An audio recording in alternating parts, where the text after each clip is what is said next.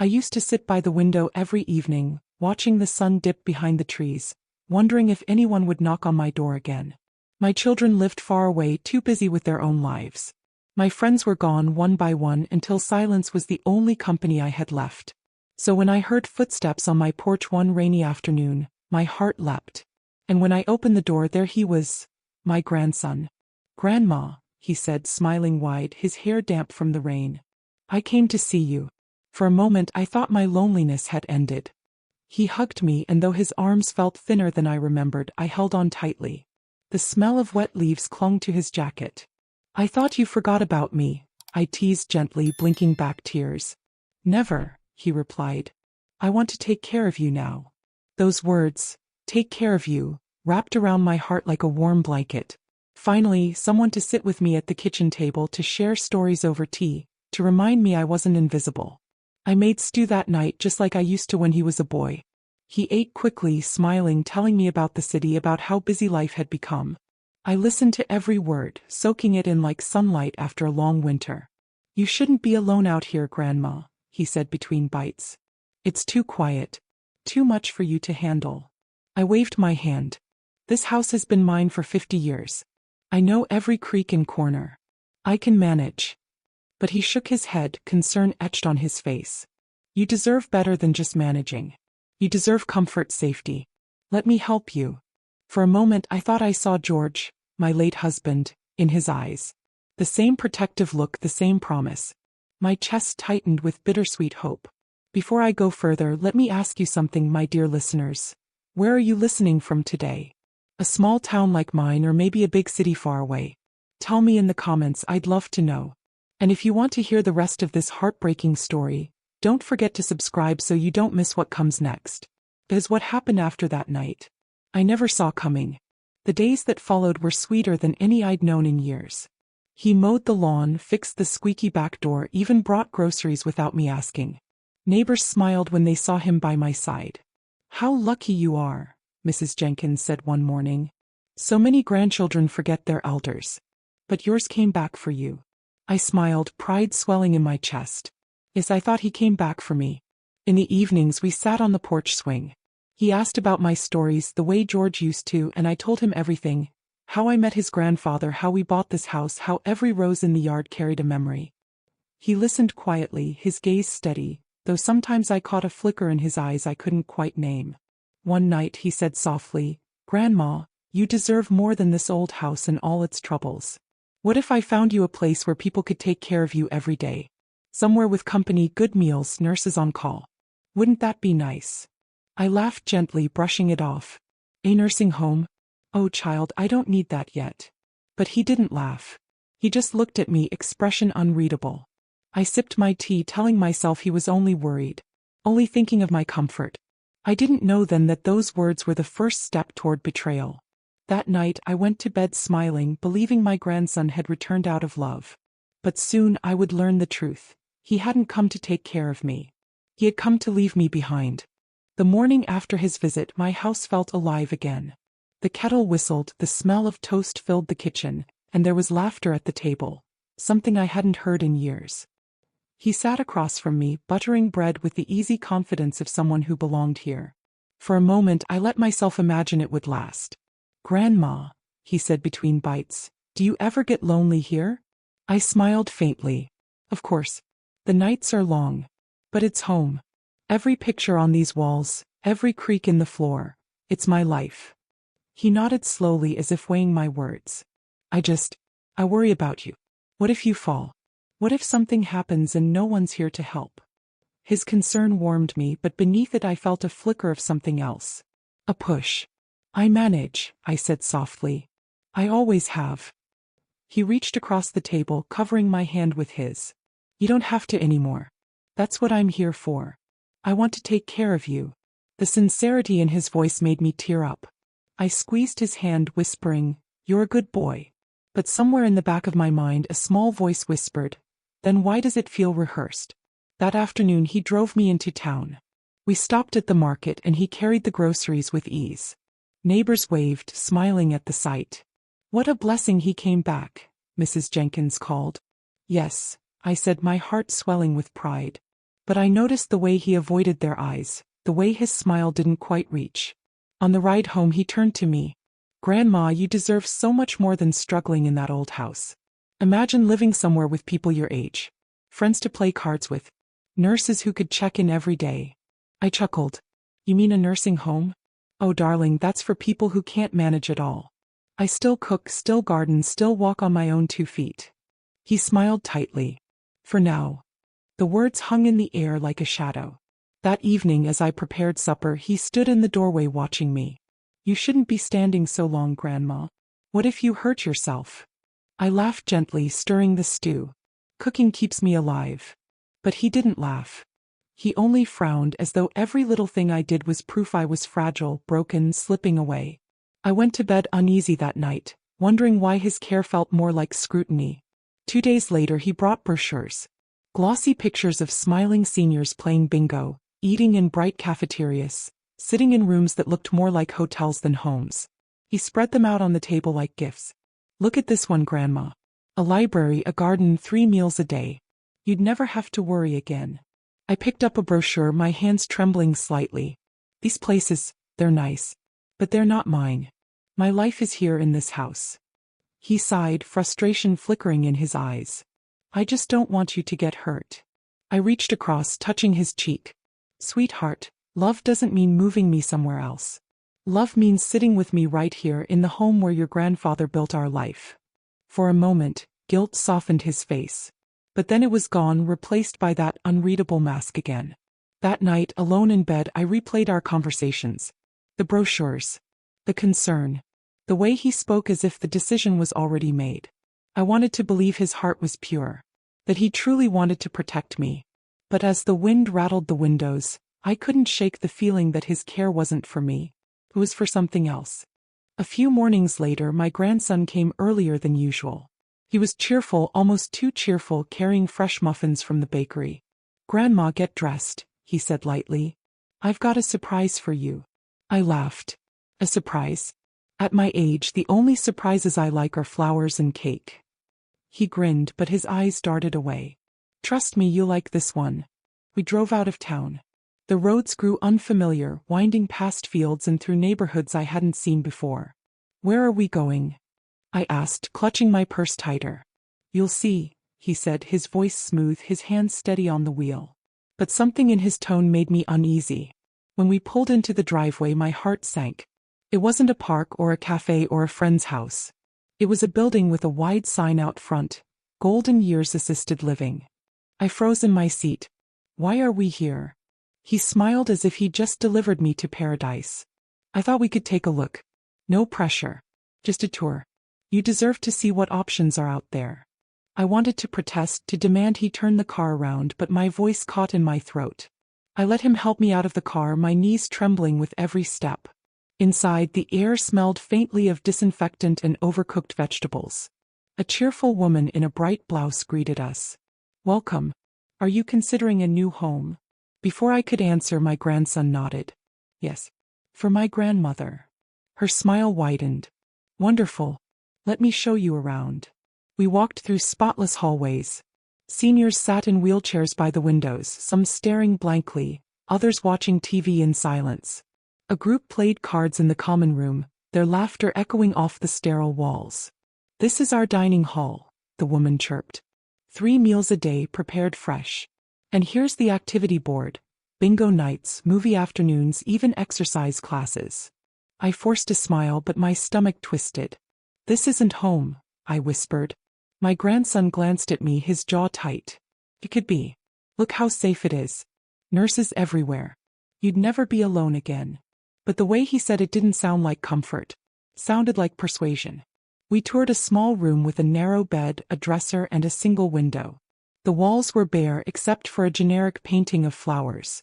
The guide beamed. "Isn't it cozy? You'd have privacy but also community right outside your door." I stepped inside, running my hand along the dresser's edge. "It feels like a hotel," I murmured. "A hotel you never leave." The woman laughed politely. "We like to say it's your forever home." The words chilled me to the bone. On the way back to the car, I finally found my voice. "Why are you doing this, child?" I asked quietly. Do you think I can't live in my own house anymore? He sighed, avoiding my eyes. Grandma, you're not safe there. The house is old, the stairs are steep. I just want you comfortable. Comfortable, I repeated bitterly. Or out of the way? He flinched but said nothing. That night, back in my own bed, I stared at the ceiling long after midnight. The brochures, the tour, the way he spoke for me as if I had no say, it all played over and over in my mind. For the first time I felt the weight of betrayal creeping in. He said he wanted to take care of me. But what if what he really wanted was to leave me behind? The week after the nursing home visit, my grandson became more insistent. He showed up almost every day carrying groceries, fixing little things around the house, smiling as if everything was normal. But I saw the brochures tucked under his arm. I saw the way his eyes scanned the rooms, measuring space as though my home was already slipping through my hands. One evening he came with a folder. "Grandma," he said, sitting at the kitchen table, "I brought some forms. Nothing scary. Just basic stuff. Medical releases, emergency contacts. If anything ever happened to you, they'd know how to help." He slid the papers toward me along with a pen. I frowned. Why would I need to sign these now? He smiled too quickly. "It's just precaution. Everyone does it. Don't you want peace of mind?" I picked up the first page. The words swam in front of my tired eyes. Consent for transfer, facility authorization, relinquishment of primary residence. My breath caught.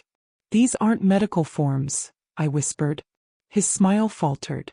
"Grandma, don't make this difficult. You're not safe here. This house is too much. If you sign, everything will be easier. For both of us." I pushed the papers back across the table, my hands trembling. "No. This is my home. Your grandfather and I built our life here.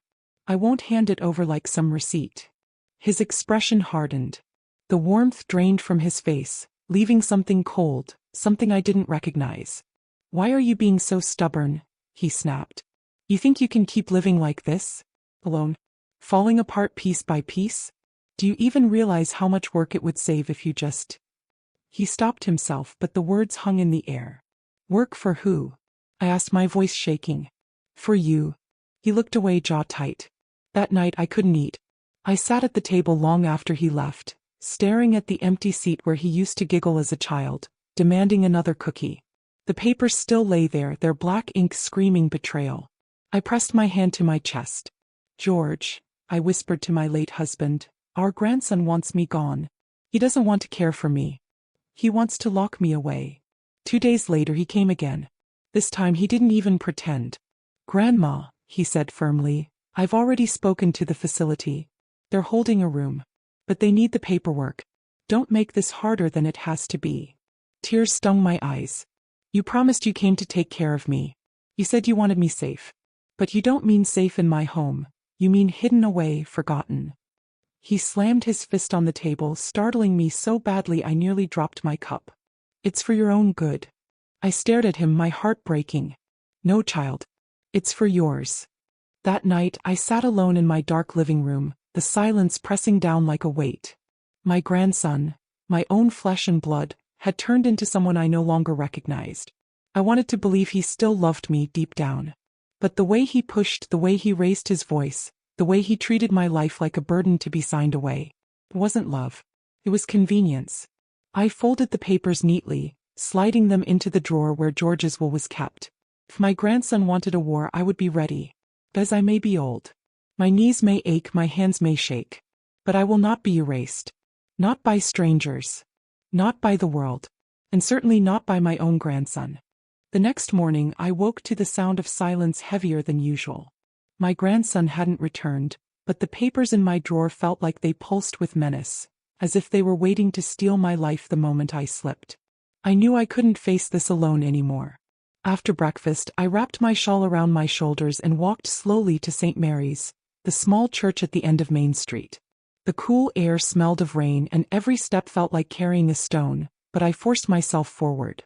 Father James greeted me at the door.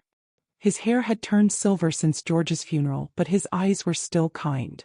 "Anna," he said softly, "you look troubled." I sat with him in the pews, the stained glass casting colors over our faces. My voice trembled as I told him everything. The brochures, the tour, the papers, the shouting. When I finished, he sighed. You're not alone, Anna. I've heard whispers from others, elderly parishioners who felt pressured, sometimes by their own families. This world can be cruel when greed and convenience mix. My heart sank. So it isn't just me? He shook his head. No. But you mustn't lose hope. Sometimes standing your ground is the only way to teach love what it has forgotten. I left the church lighter, but the weight of betrayal still pressed on my chest. My grandson, my sweet boy who once held my hand crossing the street, was now part of a pattern bigger than I wanted to admit. That evening Mrs. Jenkins knocked on my door. Her pie in hand as always, but her expression more serious than usual. Anna, she said, stepping inside, I saw your grandson in town. He was talking with a realtor. My breath caught. A realtor? She nodded grimly. Looked like he was asking about selling property. I don't know if it was your house, but you should be careful.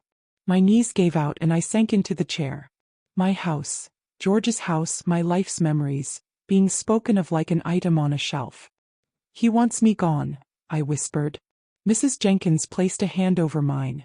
Then don't let him win. You still have neighbors, friends, people who care. Don't let him convince you that you're alone. Her words brought tears to my eyes. For so long I had thought loneliness made me powerless. But maybe, just maybe, there was strength left in me. 2 days later my grandson returned. This time he didn't knock gently. He barged in, folder in hand. Grandma, he said sharply, the facility needs the paperwork by Friday. If you don't sign, you'll lose the room. And then what? You'll be trapped here alone until something happens to you. I rose slowly, meeting his gaze. Better to be alone in my home than forgotten in a place I never chose. His face darkened. Why do you have to make everything so hard? Don't you see I'm trying to fix things? Fix things for who? I asked, my voice steadier than I felt. For me, or for you? He didn't answer. That night I couldn't sleep. I wandered the halls, touching the framed photos of George, of my children, of him as a boy. His gap-toothed grin, his muddy shoes, the way he once clung to my skirt. All of it felt like a ghost haunting the stranger who now demanded I erase myself. I sat at the window until dawn, whispering to the roses swaying in the wind, I won't go quietly. Not now. Not ever. The morning after his angry visit, I woke with a heaviness in my chest that had nothing to do with age. The roses outside swayed gently in the breeze, but instead of peace, they reminded me of how fragile life could be. One strong storm and everything might be gone. I couldn't wait any longer. If my grandson truly meant to take my home, then I needed help beyond prayers and pies from neighbors. I took the bus downtown, clutching my purse tightly. The ride was slow, every bump in the road rattling my bones, but determination kept me upright. At the corner of Maple and 3rd, I found the small law office Mrs. Jenkins had once mentioned. The brass plaque on the door read, Reynolds and Carter, attorneys at law. Inside, the air smelled faintly of coffee and paper. A young woman with sharp eyes and a kind smile greeted me. Mrs. Parker? Please sit. I'm Miss Reynolds.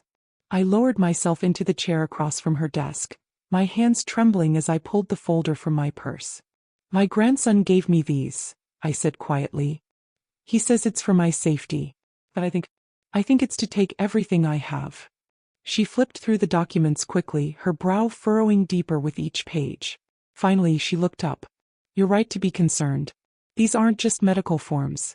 They include consent for transfer of residence and financial authority.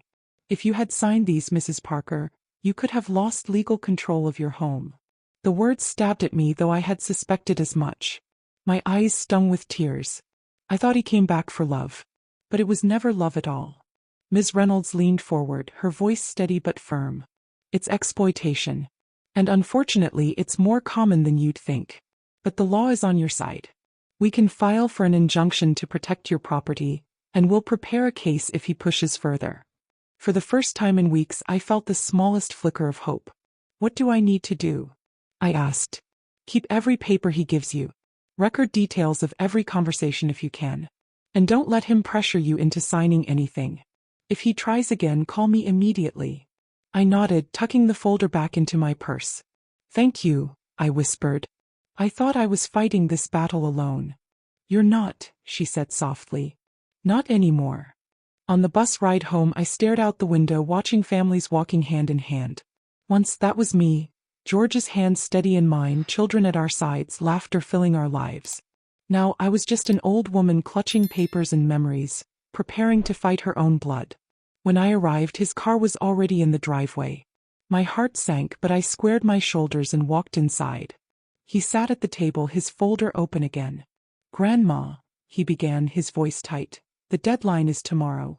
If you don't sign, you'll lose the room I reserved. You won't get another chance." I set my purse down deliberately, pulling out Ms. Reynolds' card. I slid it across the table toward him. "I went to a lawyer," I said firmly. "She knows everything. You can't trick me. You won't take my home." His face drained of color, then flushed with anger. "Why would you do that? I'm your family. I'm the only one who cares." My voice broke, but I forced the words out. Family doesn't trick each other. Family doesn't try to erase each other. Whatever you came here for, it isn't me. For a moment he looked at me like a stranger. Then without a word he grabbed his folder and stormed out, the door slamming so hard the windows rattled. I sat at the table, my heart pounding. I had drawn a line at last. But even as relief washed over me, fear lingered. Because I knew this wasn't the end. My grandson wasn't finished with me. And now neither was I. The next few days were some of the hardest of my life. At first I thought maybe he would cool down. That my grandson would realize how wrong he had been and come back with an apology. But instead the opposite happened. One morning Mrs. Jenkins came to my door, her face pale. "Anna," she whispered, "your grandson's been talking in town. This is you're confused. That you forget things. That you can't take care of yourself." I felt the blood drain from my face. "He told people that?" She nodded sadly. "He stopped me outside the grocery. Said you've been wandering at night, leaving the stove on, forgetting names. None of it's true, but you know how people talk." My hands shook as I clutched the doorframe. He wasn't just trying to take my house. He was trying to erase my mind too. Later that day at the pharmacy I heard the whispers myself. Two women I had known for years stood by the counter. "Poor Anna," one said. "I heard she's losing it. Her grandson says she nearly burned the house down last week." "That's what happens at her age," the other replied, shaking her head. I wanted to scream, to shout that it wasn't true. But my throat tightened, the words stuck behind my teeth. I left with tears stinging my eyes, humiliation burning in my chest. That night I called Ms. Reynolds. "He's poisoning people against me," I said, my voice breaking. "If everyone believes I'm confused, what chance do I have in court?" Her voice was calm but firm. "This is common in cases like yours, Anna. They try to discredit you so you seem unreliable. But don't worry. We'll bring witnesses who know the truth. We'll show you're capable." Her assurance steadied me, but doubt gnawed at me anyway. How quickly love had turned into lies. The next day a knock came at my door. When I opened it, two men in pressed suits stood there, clipboards in hand. "We're here for a wellness check," one said. "Your grandson reported concerns." My heart pounded. He had sent them, officials, to paint me as incompetent. I forced myself to stand tall, offering them tea as I answered their questions clearly. I showed them the kitchen, the neat garden, the bills paid on time. When they finally left, one glanced back and said quietly, "You seem fine to me, ma'am. Don't let anyone convince you otherwise." But still, shame lingered like a shadow after they were gone. That evening my grandson appeared again. He didn't knock softly, he barged in, his voice sharp. "Why are you fighting me, Grandma? Everyone knows you can't live alone anymore. People are talking. You're embarrassing yourself." I gripped the arm of my chair, summoning the last of my strength. "You're the one embarrassing yourself, lying about me, dragging my name through the mud. If you think slandering me will make me give up my home, you're wrong." His jaw clenched. "You're making this harder than it has to be." My voice broke, but I forced the words out. "You were once the boy who held my hand and promised you'd always protect me. Now you're the man trying to bury me alive in a nursing home." For a flicker of a moment, guilt crossed his face. But then he turned cold again. "You'll regret this," he said, storming out. I sat in the silence he left behind, my chest aching, my body trembling. Every memory I had of him, the laughter, the hugs, the bedtime stories, felt like a cruel trick now, a ghost mocking me. But even through my tears, one thought grew stronger. If he wanted war, he would have it. Because I might be old. I might be fragile. But I still had my voice. And I would use it, In court, in front of neighbors, in front of anyone who would listen. I would not let my grandson rewrite my life. The courthouse smelled faintly of old wood and coffee. As I stepped through the heavy glass doors, I clutched my handbag tightly, as if holding onto the last piece of myself. It had been nearly 2 weeks since my grandson first slid those legal papers across my kitchen table. Now I was here, not to surrender but to stand up. Ms. Reynolds met me in the hallway, her dark blazer pressed and professional, her voice warm and steady. "You ready, Mrs. Parker?" I nodded slowly. "As ready as I'll ever be." Inside the courtroom, everything felt colder. The wooden benches creaked under the weight of spectators. A few neighbors, a social worker, even Mrs. Jenkins sitting quietly in the back, hands folded in her lap. My grandson sat across the room with his attorney. He didn't look at me. His eyes stayed glued to his phone until the judge entered. "All rise," the bailiff called. We stood. My knees trembled, but I stayed upright. The judge was a tall woman with silver hair and a no-nonsense gaze. She looked at me first, then at my grandson. "This is a preliminary hearing regarding the proposed guardianship of Mrs. Anna Parker. We will hear both sides before making a determination on capacity and need." His lawyer stood first. His voice was smooth, rehearsed. "Your Honor, my client, Mr. Daniel Parker, has been deeply concerned for his grandmother's well-being. She lives alone, is advanced in age, and has shown increasing signs of confusion and neglect. He is simply trying to ensure she is cared for properly."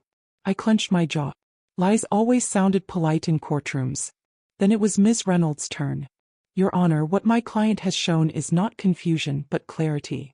Mrs. Parker lives independently. She pays her bills, tends her garden, and maintains her home. What she has experienced is an attempt by a family member to pressure her into signing away her rights and property under the guise of concern." The judge turned to me. "Mrs. Parker, would you like to say something?"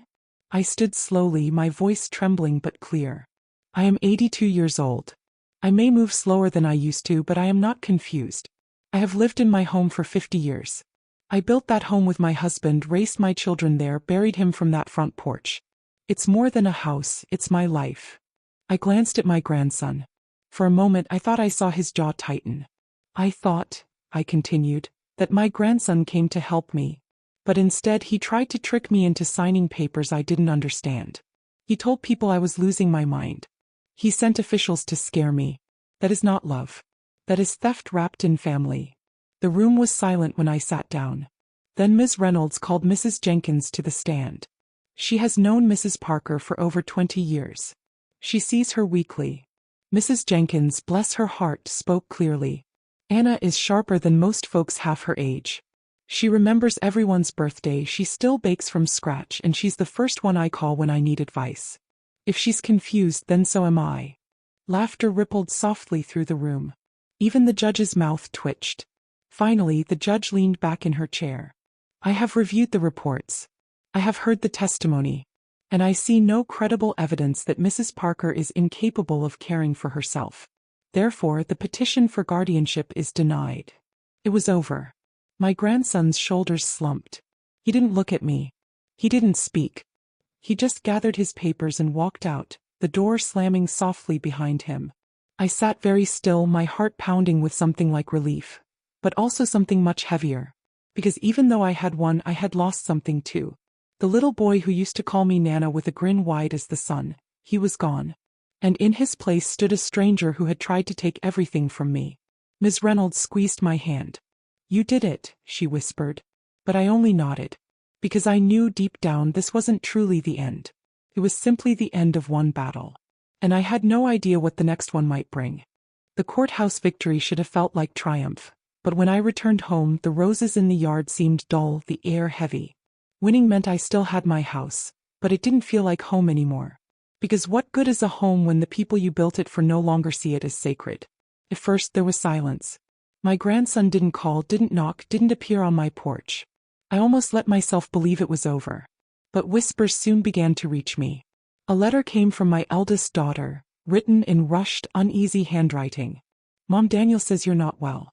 He told us you've been confused, paranoid, even violent. He said you nearly embarrassed yourself in court. Please, tell me the truth." I read the words 3 times, my hands trembling. My own daughter, my child, doubted me. He hadn't stopped. He had simply found a new way to wound me. That Sunday at church I felt the stares. People nodded politely but their smiles faltered. Mrs. Green, who had known me since I was a young wife, avoided my eyes altogether. The rumors spread faster than wildfire. My grandson told anyone who would listen that I had humiliated him, that the court had misunderstood, that I was unstable. I wanted to shout the truth. I was tired. So very tired. One afternoon the phone rang. I recognized his voice instantly, low, steady, colder than ever. "You might have won in court, Grandma," he said. "But you've lost everyone else. They all think you're crazy now. No one will believe you again." I gripped the receiver so tightly my knuckles went white. "Why are you doing this to me? I loved you. I raised you. You made me look like a fool," he spat. "And fools don't forget." Then the line went dead. I sank into my chair, the tears finally spilling. I had survived the trial, the documents, the threats. But this was worse. The slow erosion of trust, the way lies crept into the ears of those I once relied on. It was like being erased piece by piece, not by strangers, but by the very blood I had nurtured. That night Mrs. Jenkins came by again, bringing soup. She placed her hand gently on my shoulder. "Don't listen to them," she whispered. "Some of us know the truth. Some of us believe you." Her kindness warmed me, but I still lay awake long past midnight, staring at the ceiling, asking questions that had no answers. Where had I gone wrong? What had I missed in raising him? Was there ever a moment long ago when love could have saved him from turning into this stranger? The days blurred together. The garden grew wild, the roses untrimmed, as if they too shared my grief. One evening I stood by the window, clutching George's photo. My voice cracked as I whispered, "I kept the house, but I lost our grandson. What kind of victory is that?" The silence answered back, heavy and merciless. And yet, somewhere deep inside, a stubborn ember still burned. He could spread lies. He could try to break me. But I still had my voice. I still had neighbors who saw, a lawyer who fought, a faith that carried me. And as long as I drew breath, I would not be erased. Even if the world chose to believe him. The days after his phone call were the loneliest of my life. I had won in court, but in the eyes of half the town, I was still the frail old woman my grandson painted me to be. Even my own daughter hesitated to call. Every silence felt like another victory for him and another wound for me. I couldn't let it end that way. The opportunity came on a Sunday morning. Father James announced that the church would be holding a community meeting on elder care. Neighbors, families, and officials all invited. At first I didn't plan to speak. But as I sat there watching people nod politely, I felt the ember in my chest spark again. I couldn't stay silent. Not anymore. When the floor opened for questions, I rose slowly, leaning on my cane. "My name is Anna Parker," I said, my voice trembling but clear. "Some of you know me. Some of you have heard things about me. But tonight, I want you to hear it from me." The room hushed. All eyes turned toward me. I thought my grandson came back to take care of me. Thought he came with love. But instead he brought papers. Papers meant to take my home, to take my life. When I refused, he spread lies. He told you I was confused, that I was slipping away. But look at me. I straightened as best I could, my hand firm on the cane. I pay my bills. I cook my meals. I remember every face in this room. I'm not confused. I am not broken. I am simply old. And being old does not mean being erased. For a long moment, silence hung heavy. Then Mrs. Jenkins stood. "She's telling the truth. I've seen it all. He tried to make me lie, but I wouldn't." Others began to murmur, nodding, some even clapping softly. And for the first time in weeks I felt the weight lift. Not gone, never gone, but lighter. Later that evening, as the crowd dispersed, I stepped outside to the cool air. And there he was. My grandson. He stood by the lamppost, his hands shoved in his pockets, his face pale. For a moment I thought he might walk toward me, that he might apologize, that some piece of the boy I loved might surface again. But he didn't. He just shook his head, his eyes hard, and walked away into the darkness. I stood frozen, my heart breaking all over again. Because I knew what that walk meant. It wasn't just distance. It was finality. I had saved my home, my dignity, my truth. But I had lost him. And maybe I had lost him long before the papers, long before the court. Maybe the boy I loved had been gone for years, replaced by a man I never truly knew. That night, I sat by the window, the roses swaying in the moonlight. I held George's picture to my chest and whispered, "I kept the house, love. Kept our memories safe. But we lost our grandson." Tears slid down my face, hot and endless. I don't know if that's victory. Or just survival. And yet, as I wiped my eyes, I felt something stir. Not triumph, not joy, but strength. Because no matter what he took from me, he had not taken me. I was still here. And as long as I breathed, I would never let the world confuse age with weakness again. That is where my story ends. I kept my home, I kept my dignity, but I lost the boy I once loved as my grandson. Life at my age is full of bittersweet truths like this, victories that still feel like heartbreak. Tell me, have you ever faced betrayal from someone you trusted most? I would love to hear your story in the comments. And please, let me know where you are listening from today. Folded hands, if this story touched your heart and you want to hear more emotional family dramas about love, betrayal, and survival, don't forget to subscribe, click like, and turn on the notification bell. That way you won't miss the next story, a story that may stay with you long after it ends.